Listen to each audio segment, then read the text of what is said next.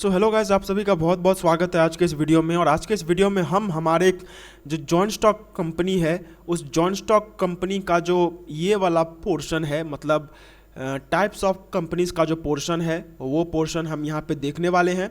यहाँ पे बेसिकली हम ये देखेंगे कि जॉइंट स्टॉक कंपनी जिसके बारे में हमने अभी तक अच्छा खासा नॉलेज ले लिया है वो कितने टाइप्स का होता है। ठीक है, अब तक हम तो इतना तो बेसिक नॉलेज हमें हो ही गया है कि जॉइंट स्टॉक कंपनी जो है वो दो टाइप का हो सकता है। एक जिसे हम लोग कहते हैं एक जिसे हम लोग कहते हैं पब्लिक कंपनी, एंड दूसरा जिसे हम लोग कहते हैं private company. Public company and private company, ये दो तरीके के कंपनीज हैं जो कि हो सकते हैं। ओके, लेकिन इनके सिवाय और भी चीज़ें होती हैं, मतलब और भी कंपनीज हैं जो कि एग्जिस्ट करती हैं, एंड उन्हीं के बारे में हम यहाँ पे जानने वाले हैं। ठीक है, अब मैं पहले ही आज आपको बोल दे रहा हूँ कि आज का जो लेक्चर है वो काफ़ी लंबा हो सकता है, मतलब 1 घंटा तो मिनिमम जाएगा।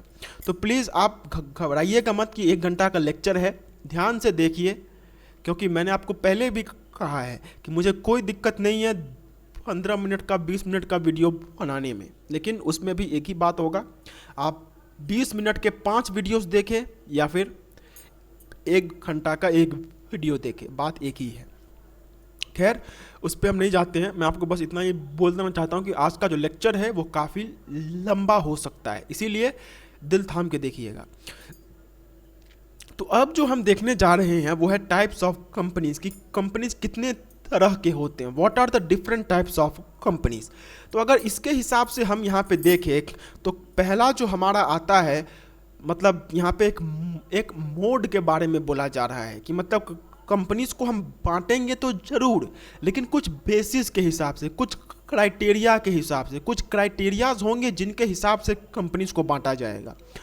तो उसमें से सबसे पहला जो हमारा आता है वो है इनकॉर्पोरेशन के हिसाब से, मतलब कंपनी कब इनकॉर्पोरेट हुई है उसके हिसाब से हमारा जॉइंट स्टॉक कंपनी कितने टाइप्स का हो सकता है। फिर हमारा आता है लायबिलिटी ऑफ मेंबर्स, मतलब जॉइंट स्टॉक कंपनी में अगर कभी भी नुकसान होता है तो उस नुकसान का भरपाई कैसे होगा, उसके हिसाब से कितने तरह के जॉइंट स्टॉक कंपनी होते हैं। फिर पब्लिक इंटरेस्ट, मतलब कि बाहरी लोगों का, आम जनता का क्या कुछ भी ऐसा कुछ है जो कि इस कंपनी में है, is there anything of the normal public जो कि हमारे कंपनी में है, तो उस हिसाब से हमारा यहाँ पे पब्लिक इंटरेस्ट आता है। फिर इसके बाद आता है ओनरशिप। अब ओनरशिप का मतलब क्या होता है? ओनरशिप का मतलब होता है कि कंपनी का मालिक कौन है, उसके हिसाब से जॉइंट स्टॉक कंपनी कितने टाइप के होते हैं। फिर कंट्रोल के हिसाब से कितने टाइप्स के जॉइंट स्टॉक कंपनी होते हैं, एंड लास्ट में नेशनैलिटी के हिसाब से कितने टाइप के जॉइंट स्टॉक कंपनीज होते हैं, हम ये देखने वाले हैं। ठीक है, तो ऑल्दो मैं अगर आपको पहले से बोल दूं तो यहाँ पे अलग अलग टाइप के कंपनीज हम देखेंगे, लेकिन उन कंपनीज में से पढ़ना तो आपको हर किसी के बारे में है, लेकिन अगर मैं बात करूं तो मेन नॉलेज जो है वो आपको सिर्फ 2 कंपनीज के बारे में ही रखना है, एंड वो कंपनीज कौन से हैं? तो पहला जो हमारा कंपनी है वो है हमारा पब्लिक कंपनी, एंड दूसरा जो है वो है हमारा प्राइवेट कंपनी। हम पढ़ेंगे तो हर एक के बारे में, लेकिन हम public company and private company इन दोनों के बारे में हम यहाँ पे अलग से देखने वाले हैं। ठीक है, तो आइए सबसे पहले हम लोग देखते हैं on the basis of incorporation, मतलब कंपनी कैसे इनकॉर्पोरेट हुई है, कब इनकॉर्पोरेट हुई है, उसके हिसाब से। तो देखिए यहाँ पे जो भी मैं आपको पढ़ा रहा हूँ वो सब कंपनीज एक्ट 2013 के हिसाब से है। Each and everything which I am teaching over here is as per the companies act 2013। तो कंपनीज एक्ट 2013 को अगर कोई पढ़ता है तो उसके बाद उसे इन सब कंपनीज के बारे में मालूम चलता है।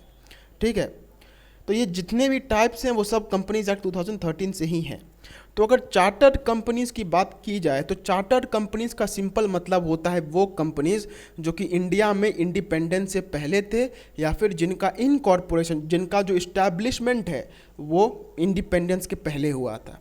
The companies which were in existence before 1947, जैसे अमूल हो गया, टाटा हो गया, तो इन सब कंपनीज को हम चार्टर्ड कंपनीज कहते हैं, जिनका इनकॉर्पोरेशन देश के आज़ादी के पहले से ही है।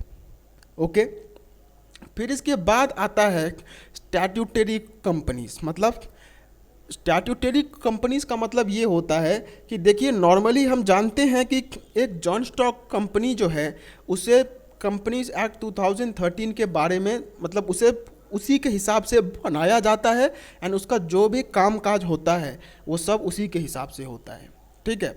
लेकिन स्टैट्यूटरी कंपनीज कुछ ऐसे कंपनीज होते हैं जिन्हें सरकार एक अलग तरीके का कानून ला करके बनाती है। मतलब नॉर्मली तो हर एक कंपनी को कंपनीज एक्ट 2013 इसी कानून के हिसाब से बनाया जाता है, लेकिन कुछ ऐसे कंपनीज होती हैं जो कि कंपनीज एक्ट 2013 के हिसाब से नहीं बनाई जाती हैं। उनको जो है पार्लियामेंट में, ठीक है, जो भी पार्लियामेंट होता है या फिर जो स्टेट लेजिस्लेचर होता है, मतलब जहाँ पे कानून बनाया जाता है, वहाँ पे एक अलग से कानून बनता है एंड उसके बाद वो लोगों का इस्टेब्लिशमेंट होता है।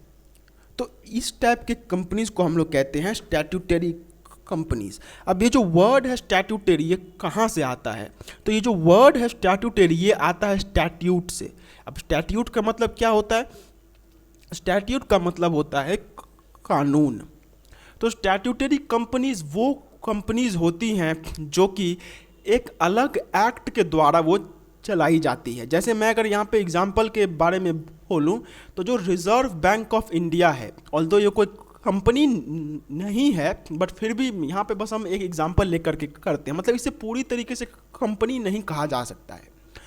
तो रिजर्व बैंक ऑफ इंडिया जो है उसके ऊपर में कंपनीज एक्ट 2013 के हिसाब से उसे नहीं बनाया गया है। एक आपका reserve bank of India act है, जब वो एक्ट बनाया गया तो उसी के साथ साथ आरबीआई को भी बनाया गया था। तो क्योंकि आरबीआई उस एक्ट के हिसाब से बनाया गया है तो आरबीआई के ऊपर में उसी एक्ट के प्रोविजंस जो हैं वो लागू होंगे। उसके ऊपर में एक बाकी के जो प्रोविजंस, मतलब कंपनीज एक्ट 2013 का जो प्रोविजंस है वो लागू नहीं होगा, ठीक है। तो इस टाइप के कंपनीज को जो कि स्टैट्यूट के द्वारा बनाए जाते हैं, इन्हें हम स्टैट्यूटरी कंपनीज कहते हैं। एंड अगर नेक्स्ट की बात करें रजिस्टर्ड कंपनीज का, तो companies registered and incorporated under the companies act 2013 और any other previous companies act are called registered companies. अब रजिस्टर्ड कंपनीज का मतलब नॉर्मल कंपनीज जो कि ना तो इंडिपेंडेंस के पहले से है एंड ना ही वो किसी स्पेशल एक्ट के द्वारा बनाई गई है। ये जो कंपनीज हैं ये कंपनीज नॉर्मल हैं, ये कंपनीज एक्ट 2013 के हिसाब से ही बनाई जाती है एंड उसी के हिसाब से इसमें सारा कामकाज जो है वो होता है। तो जो कंपनीज एक्ट 2013 के हिसाब से बनाई जाती है या फिर किसी प्रीवियस कंपनीज एक्ट, अब प्रीवियस कंपनीज एक्ट का मतलब क्या होता है? देखिए हम जानते हैं कंपनीज एक्ट 2013 है, लेकिन उसके पहले भी एक कंपनीज एक्ट होता था जो कि था कंपनीज एक्ट 1956।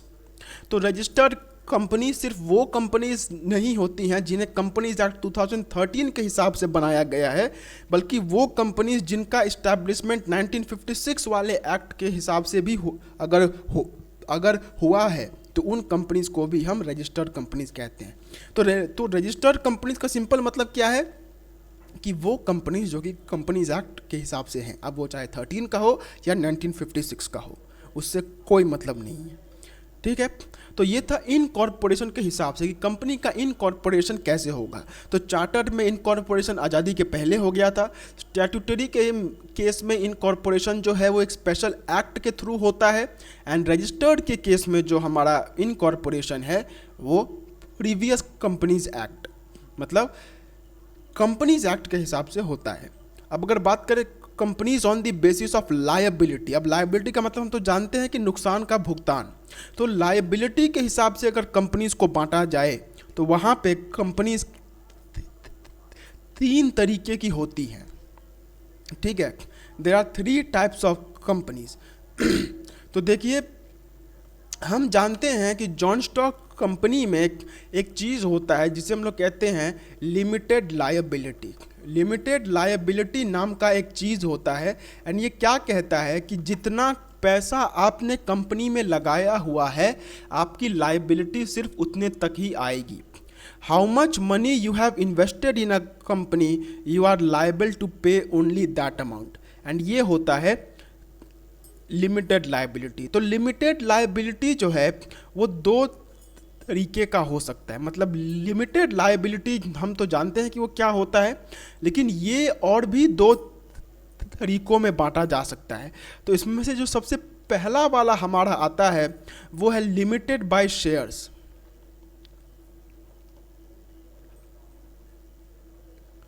एंड जो दूसरा वाला हमारा आता है वो है लिमिटेड बाय गारंटी।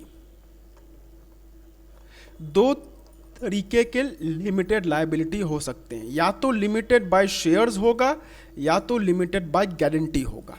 अब दोनों का मतलब क्या है, तो देखिए दोनों में जैसे एक वर्ड कॉमन है जिसका जो है लिमिटेड, मतलब आपने जितना पैसा लगाया होगा सिर्फ आपको उतना ही पैसा देना होगा, तो यही यहाँ पे होता है।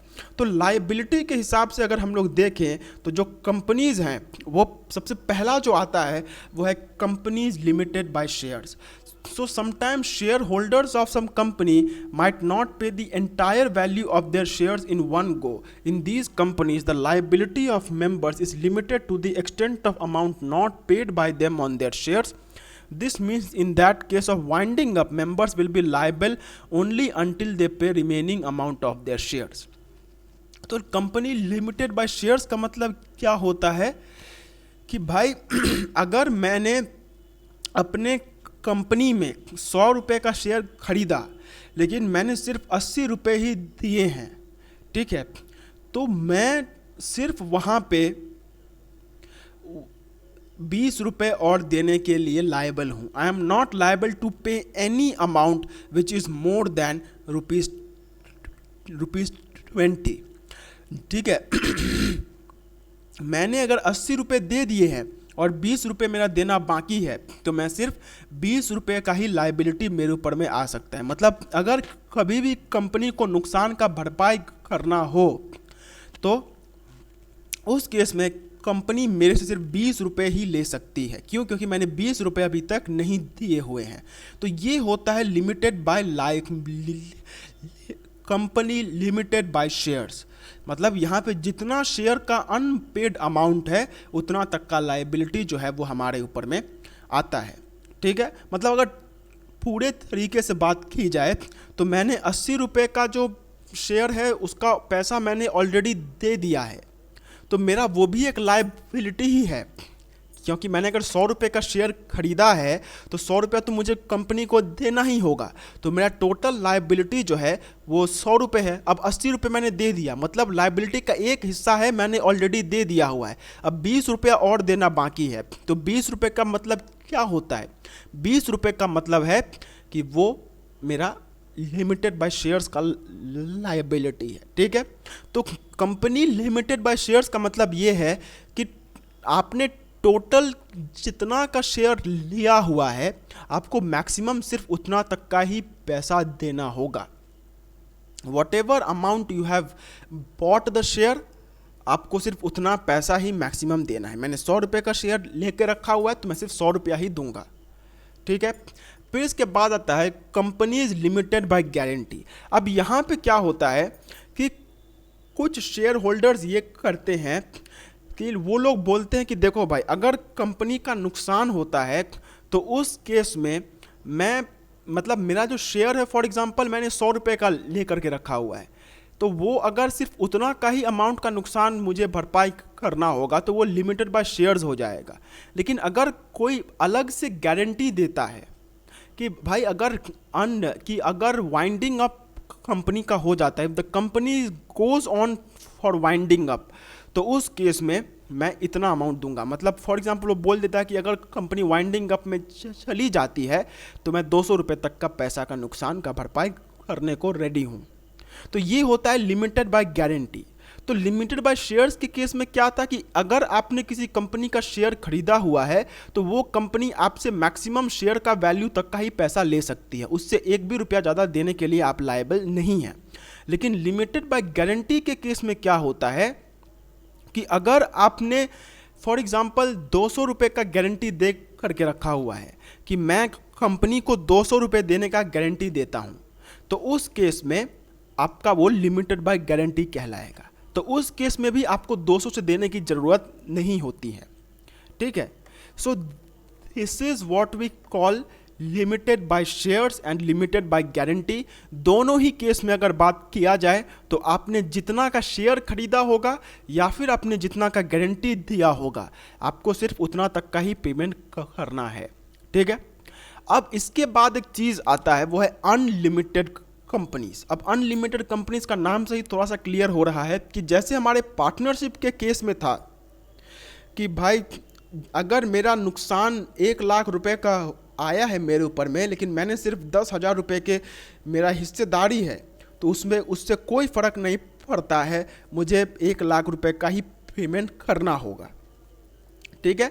तो कंपनीज अनलिमिटेड कंपनीज के केस में क्या होता है कि अगर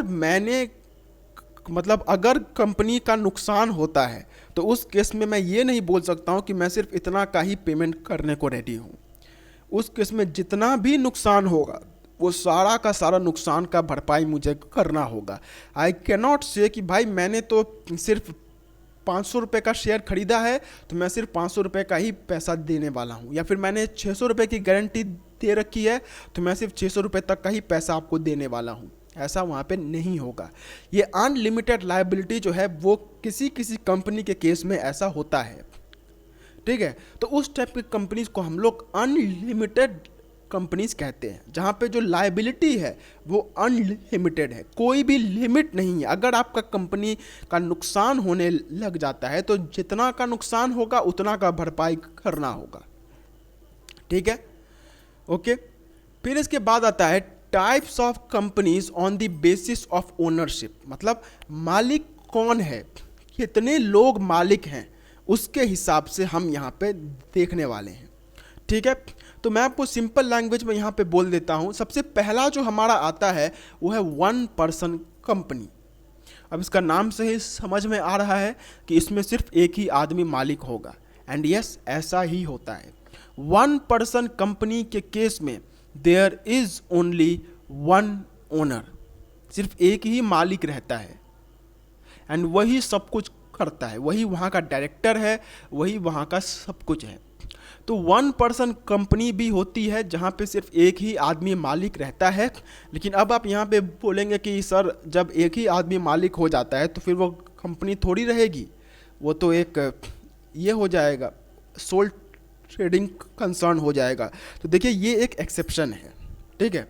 सेक्शन 2 सब सेक्शन 62 वो यहाँ पे ये कह देता है कि 1 पर्सन कंपनी जैसी भी एक चीज़ होती है जहाँ पे सिर्फ एक ही आदमी मालिक हो सकता है, ठीक है। फिर है प्राइवेट कंपनी। अब प्राइवेट कंपनी के केस में क्या होता है कि मिनिमम 2 मेंबर्स होते हैं एंड मैक्सिमम 200 मेंबर्स होते हैं, ठीक है। तो ऐसा कंपनी जहाँ पे मिनिमम 2 लोग हैं एंड मैक्सिमम 200 लोग हो सकते हैं वो प्राइवेट कंपनी कहलाता है। एंड अगर बात करें पब्लिक कंपनी की, तो पब्लिक कंपनी के केस में मिनिमम 7 आदमी होता है एंड मैक्सिमम का तो कोई लिमिट ही नहीं है।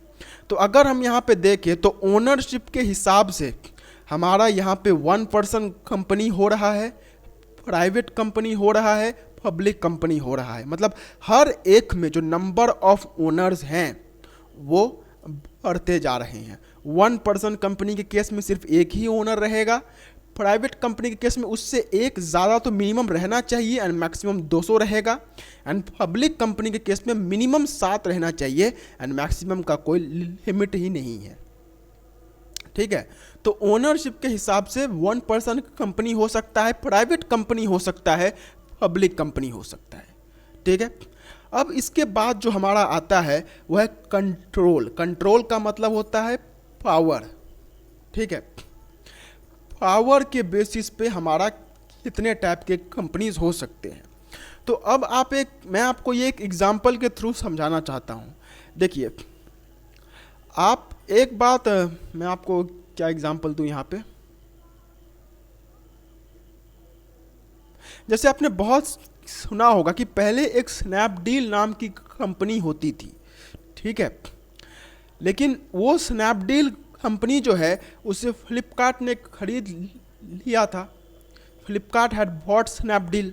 फिर इसके बाद ये जो फ्लिपकार्ट कंपनी थी, इसे भी कोई किसी कंपनी ने खरीद लिया था, मुझे ठीक से याद नहीं है, बट उसे भी किसी कंपनी ने खरीद लिया था। तो इस केस में होता क्या है कि जब एक कंपनी किसी दूसरे कंपनी को खरीद लेती है, तो इस कंपनी का जो टोटल कंट्रोल होता है या फिर इस कंपनी का जो चाबी होता है वो इस कंपनी के हाथ में आ जाता है। मतलब स्नैपडील को अगर फ्लिपकार्ट ने खरीद लिया तो स्नैपडील का A to Z जो भी वहाँ पे होगा वो सब फ्लिपकार्ट के हाथ में आ जाएगा। तो इस टाइप तो यहाँ पे दो टाइप के कंपनीज हमें देखने को मिलता है। तो ये जो फ्लिपकार्ट होता है इसे हम लोग कहते हैं होल्डिंग कंपनी, ठीक है। एंड ये जो स्नैपडील होता है, ये स्नैपडील को हम लोग यहाँ पे कहेंगे सब्सिडियरी कंपनी। तो holding company and subsidiary company क्या होता है कि जब एक कंपनी किसी दूसरे कंपनी का कंट्रोल अपने हाथ में ले लेती है, तो जिस कंपनी का कंट्रोल आया है उसे हम लोग कहते हैं सब्सिडियरी कंपनी। एंड जिस कंपनी ने कंट्रोल ले रखा है उसे हम लोग कहते हैं होल्डिंग कंपनी। ओके, तो ये होता है कंट्रोल के हिसाब से। So in some cases uh companies shares might be held fully or partially by another company. Here the company owning these shares become the holding or parent company. Likewise, the companies whose shares the parent company owns becomes its subsidiary company। तो मैंने तो आपको already बोल दिया कि जिसके पास shares आ चुके हैं वो होल्डिंग कंपनी है एंड जिसके शेयर्स जा चुके हैं वो सब्सिडियरी कंपनीज है, ठीक है। अब फिर है holding companies exercise control over their subsidiaries by dictating the company. मतलब ये आपको उतना जानने की ज़रूरत है नहीं। तो क्या होता है जब एक कंपनी किसी दूसरे कंपनी का मैक्सिमम शेयर्स अक्वायर कर लेती है। अब मैक्सिमम का मतलब क्या होता है कि 50% से ज़्यादा शेयर्स अगर किसी कंपनी के पास आ जाते हैं तो वो कंपनी होल्डिंग कंपनी हो जाती है एंड जिस कंपनी के शेयर्स उसके पास आए हैं वो कंपनी सब्सिडियरी कंपनी हो जाती है, ठीक है। फिर इसके बाद आता है एसोसिएट कंपनी। अब एसोसिएट कंपनी का मतलब क्या होता है? So associate companies are those in which other companies have significant influence. This significant influence amounts to ownership of at least 20% shares of the associate company. The others company control can exist in terms of the associate company's business decisions under an agreement. Associate companies can also exist under joint venture agreements. अब देखिए भाई associate company का मतलब क्या होता है? तो ये भी कुछ ना कुछ होल्डिंग कंपनी के जैसे ही है, लेकिन देखिए होल्डिंग कंपनी के केस में हमने क्या बोला कि ग्रेटर दैन 50% से ज़्यादा जो शेयर्स है वो हमारा यहाँ पे होना चाहिए। लेकिन ऐसा तो होता नहीं है ना कि हर टाइम पे 50% से ज़्यादा शेयर्स हो जाएगा। तो फॉर एग्जांपल मान के चलिए एक कंपनी में 100%, एक कंपनी का 100% शेयर्स में से, उस शेयर्स में से फॉर एग्जांपल अगर मैं यहाँ पे बात करूँ तो यहाँ पे मैं अगर बात करूँ तो क्या हो जाए 35% शेयर्स जो है वो किसी दूसरे कंपनी के पास आ गए हैं। मैं यहाँ पे आपको एक एग्जांपल के थ्रू बोलता हूँ। जैसे मान के चलते हैं यहाँ पे आकाश था, आकाश का तो नाम आपने सुना ही होगा, एंड एक था बायजूस, ठीक है। अब आकाश का 100% शेयर्स में से अगर 35% शेयर्स जो है वो बायजूस के पास आ जाता है तो क्या बायजूस होल्डिंग कंपनी हो जाती है और Akash subsidiary company? Is it so? So the answer is no. क्यों? क्योंकि होल्डिंग कंपनी या फिर सब्सिडियरी कंपनी बनने के लिए हमें कम से कम हमारे पास 50% से ज़्यादा शेयर्स होने चाहिए। ग्रेटर देन 50% शेयर्स हमारा यहाँ पे होना चाहिए, लेकिन यहाँ पे तो वैसा हुआ नहीं है। हमारे पास तो सिर्फ 35% शेयर्स ही आए हुए हैं। तो 35% शेयर्स आए हैं, इसका मतलब हम होल्डिंग तो है नहीं, लेकिन क्या इसका मतलब ये है कि हमारा कुछ यहाँ पे पावर नहीं है? तो ऐसा है नहीं। देखिए आप बोल सकते हैं कि 100% शेयर्स में से 35% शेयर्स जो है वो यहाँ पे 35% शेयर जो है वो यहाँ पे बायजूस के पास में है, लेकिन बाकी का 65% तो अभी भी दूसरे लोगों के पास में है। ठीक है, मान लिया। लेकिन आप मुझे एक बात बताइए, ये जो 65% है ये क्या किसी एक ही आदमी के पास में होगा? ऐसा तो है नहीं। तो अगर देखा जाए तो ऑल्दो बायजूस के पास 50% से ज़्यादा शेयर्स हैं नहीं, लेकिन फिर भी उसके पास एक अच्छा खासा अमाउंट, मतलब सबसे ज़्यादा शेयर्स अगर कहा जाए तो वो उसी के पास में है। यहाँ पे हम लोग मान के चलते हैं 65% शेयर्स में से जो 5% शेयर्स है वो ए के पास में है, फिर 20% शेयर जो है वो बी के पास में है, 10% शेयर जो है वो सी के पास में है, ऐसे करते करते और लोगों के पास में है। लेकिन बायजूस के पास में 35% शेयर्स है। तो टोटल शेयर होल्डिंग में से ऑल्दो बायजूस के पास मेजॉरिटी है नहीं, लेकिन फिर भी वो मैक्सिमम शेयर्स उसी के पास में है, मतलब बाकी लोगों के हिसाब से मैक्सिमम शेयर्स उसी के पास में है। तो इस केस को हम लोग बोलते हैं एसोसिएट कंपनी। ठीक है, तो जिस कंपनी के मैक्सिमम शेयर्स हमारे पास में आ जाते हैं, मतलब बाकियों के हिसाब से अगर हमारे पास में मैक्सिमम शेयर्स हैं तो तो वो कंपनी जो है वो हमारा एसोसिएट कंपनी बन जाता है। ठीक है, तो दो चीज़ होता है, एक होता है सब्सिडियरी कंपनी एंड एक होता है एसोसिएट कंपनी। अब subsidiary company and associate company के दोनों का कंसेप्ट सेम है कि हमारे पास दूसरे कंपनी का शेयर का कंट्रोल होना चाहिए, लेकिन बस डिफरेंस यहाँ पे ये है कि होल्डिंग कंपनी के केस में मिनिमम मतलब 50% से ज़्यादा शेयर्स कम से कम होने चाहिए। अगर 51% हुआ तो ठीक है, लेकिन 50% से ज़्यादा होना चाहिए। लेकिन एसोसिएट कंपनी बनाने के लिए कोई ऐसा लिमिट है नहीं। अगर ये देखा गया कि 35% छोड़िए, अगर 25% शेयर्स भी सिर्फ अगर बायजूस के पास आ जाते हैं तो भी इन सभी के मुकाबले सबसे ज़्यादा शेयर्स बायजूस के पास में है, तो ये कंपनी अभी भी उसी की ये बनी रहेगी। मतलब जिसके पास मैक्सिमम शेयर्स होते हैं वो उसका एसोसिएट बन जाता है। So associate companies are those in which other companies have significant influence. Maximum के बारे मतलब मैक्सिमम के बारे में, मेजॉरिटी इन्फ्लुएंस के बारे में यहाँ पे नहीं बोला गया है कि 50% से ज़्यादा होगा, नहीं। सिग्निफिकेंट इन्फ्लुएंस इसके बारे में यहाँ पे बोला गया है कि कम से कम इतना होना चाहिए। तो क्या बोला गया है कि अगर किसी भी कंपनी के अंदर में किसी दूसरे कंपनी का 20% शेयर्स या उससे ज़्यादा के शेयर्स हो जाते हैं तो वो उसकी एसोसिएट कंपनी बन जाती है। ठीक है, सो एसोसिएट कंपनी जो है वो हम इसी को बोलते हैं कि जब किसी दूसरे कंपनी में हमें मैक्सिमम शेयर्स मिल जाता है तो उसे हम लोग एसोसिएट कंपनी कहते हैं। ठीक है, फिर है classification of companies on the basis of nationality, मतलब कंपनीज इंडियन है कि विदेशी है उसी के बारे में बोला जा रहा है। तो अब बात करते हैं इंडियन कंपनीज के बारे में कि इंडियन कंपनीज किसे कहते हैं। So company that is incorporated in India is known as Indian company. जाहिर सी बात है, जिसका इनकॉर्पोरेशन माने जिसका जन्म इंडिया में हुआ है वो इंडियन कंपनी कहलाता है। It should be registered under the provisions of the Indian companies act 2013, ये तो हमें मालूम ही है। And it's registered office should be in India दो इट में carry on the business outside India. मतलब अगर उस कंपनी का जो बिजनेस है वो भारत के बाहर में है, लेकिन उससे हमें मतलब नहीं है कि बिजनेस वो कहाँ पे कर रहा है। हम इसके हिसाब से बोलेंगे कि अगर उस कंपनी का जो इनकॉर्पोरेशन है, मतलब उस कंपनी का जो जन्म है वो अगर इंडिया में हुआ है, ठीक है, if the company has taken birth in India and उसका रजिस्टर्ड ऑफिस जो है वो अगर इंडिया में है, तो उस केस में हम उस कंपनी को इंडियन कंपनी बोलेंगे। ठीक है, एंड फॉरेन कंपनी हम किसे कहते हैं?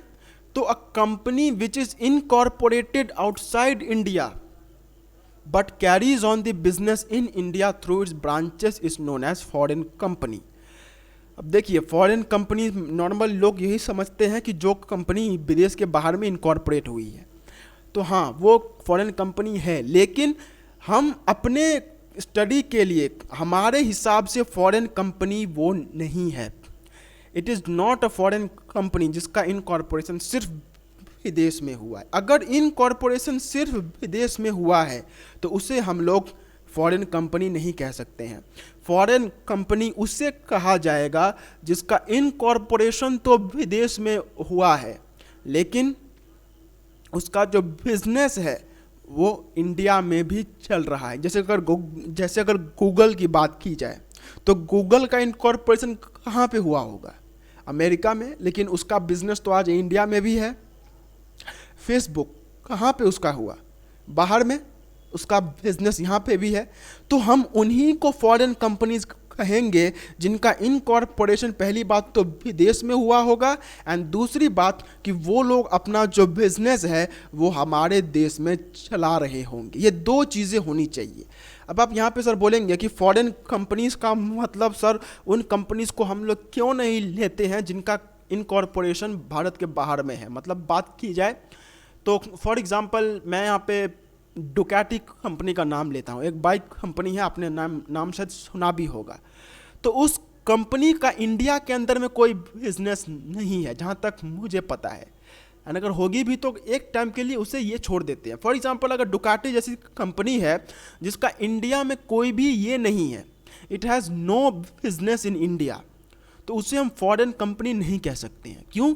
क्योंकि फॉरेन कंपनी वो है जिसका इनकॉर्पोरेशन विदेश में हो गया लेकिन बिजनेस इंडिया में है। अब बात आती है कि फिर डुकाटी को हम लोग क्या कहेंगे? तो उस केस में डुकाटी कंपनी के लिए एक अलग टर्म होता है एंड उससे हम लोग कहते हैं कंपनी इनकॉर्पोरेटेड आउटसाइड इंडिया। इसे ये नाम दिया जाएगा, इसे कहा जाएगा कंपनी इनकॉर्पोरेटेड आउटसाइड इंडिया। ठीक है, मतलब वो कंपनीज जिनका एग्जिस्टेंस सिर्फ विदेश में है, इंडिया में उनका कोई भी बिजनेस नहीं है, तो उसे हम लोग फॉरेन कंपनी ना कह के उसे हम लोग कहते हैं कंपनी इनकॉर्पोरेटेड आउटसाइड इंडिया। ठीक है, अब इसके बाद एक आता है वो है मल्टीनेशनल कंपनी। ये तो आप समझते होंगे मल्टीनेशनल कंपनी क्या होता है। मल्टीनेशनल कंपनी मतलब जो कि सिर्फ एक देश में सीमित नहीं है, अलग अलग देशों में उसका है। जैसे अगर बात किया जाए पेप्सी के बारे में, हमारे देश में पेप्सी मिलता है, बांग्लादेश में पेप्सी मिलता है, पाकिस्तान में मिलता है। आप दुनिया के किसी भी कोने में चले जाएं आपको पेप्सी मिल जाएगा। तो उसका जो बिजनेस है वो अलग अलग कंट्रीज़ में चल रहा है। फिर उसी के बाद माइक्रोसॉफ्ट का कंप्यूटर आपको दुनिया के किसी भी कोने में आपको मिल जाएगा। तो ऐसे कंपनीज जिनका business all over the world चलता है, सिर्फ एक कंट्री में नहीं बाकी कंट्रीज में भी चलता है, तो उसे हम लोग कहते हैं मल्टीनेशनल कंपनी। ठीक है, तो मल्टीनेशनल कंपनी क्या होता है, I hope it is clear. अब जो हमारा नेक्स्ट टॉपिक है वो है मीनिंग ऑफ, मतलब अब हम private company and public company इसके बारे में जानने वाले हैं। ठीक है, या फिर एक काम करते हैं, इसको अगले लेक्चर में लेते हैं, क्योंकि मैं अगर सही में बताऊं तो अगर मैंने इसको एक बार शुरू कर दिया तो ये 1 घंटा और ले लेगा। एंड सच बताऊं तो 11 क्लास में कोई उतना ज़्यादा टाइम तक देखता नहीं है। ठीक है, आधा घंटा भी बहुत ज़्यादा होता है, बट मैं उन लॉयल स्टूडेंट्स के लिए पढ़ाता हूँ जो कि सही में अपना टाइम दे करके यहाँ पे पढ़ना चाहते हैं। सो एक काम करते हैं, आज सिर्फ टाइप्स ऑफ कंपनीज़ के बारे में रखते हैं, मतलब हमने अलग अलग कंपनीज़ के बारे में जाना। अब जैसा कि मैंने आपको लेक्चर के शुरू में कहा था कि इन दोनों कंपनीज़ में से हमें private company and public company इसके बारे में स्पेशल नॉलेज लेना है, तो वो हम कर लेंगे। ठीक है, सो यहीं पे रोकते हैं आज का वीडियो। मिलते हैं एक अगले लेक्चर में एक अगले टॉपिक के साथ। तब तक के लिए do take very good care of yourselves, have a very nice day, take care of yourselves, bye bye, जय हिंद।